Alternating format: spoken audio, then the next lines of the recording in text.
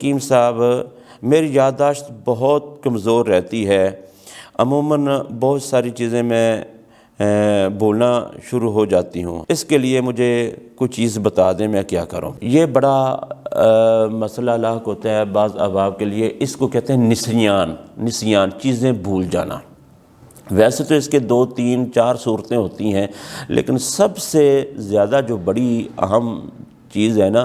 کہ بندہ چیزیں کیوں بھولتا ہے، اس کی کچھ وجوہات ہیں۔ سب سے بڑی جو وجہ ہے نا وہ مسلسل معدے کا خراب رہنا،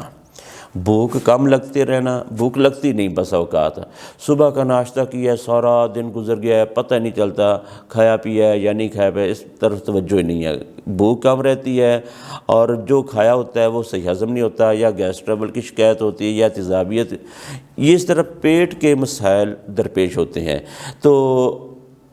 اگر تو کسی بھائی یا کسی بہن کو یہ نسیان کا عارضہ لاحق ہے نا کہ اس کی یادداشت کمزور ہے، اس کا حافظہ کمزور ہے، تو سب سے پہلے نظام ہضم کو ٹھیک کیا جائے۔ نظام ہضم سے مراد یہ ہے منہ سے لے کر مقعد تک، یعنی جہاں سے ہم کھانا ڈالتے ہیں اور جہاں سے ہمارا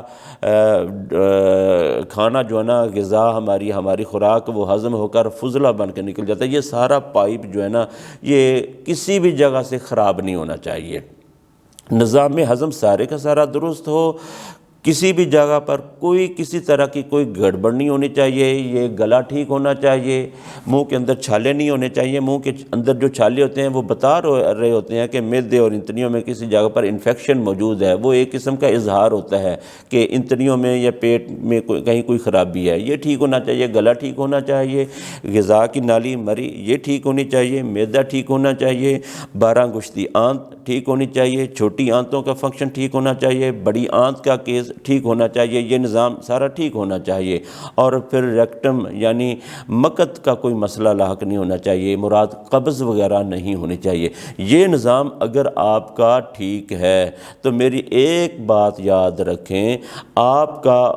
وہ حافظہ جو اللہ تبارک و تعالیٰ نے آپ کے دماغ کو دیا ہے وہ مکمل بحال ہے، وہ صحیح کام کر رہا ہے، لیکن اگر یہ نظام ہضم کہیں سے بھی کوئی گڑبڑ کر رہا ہے تو پھر کسی بھی وقت آپ کا نظام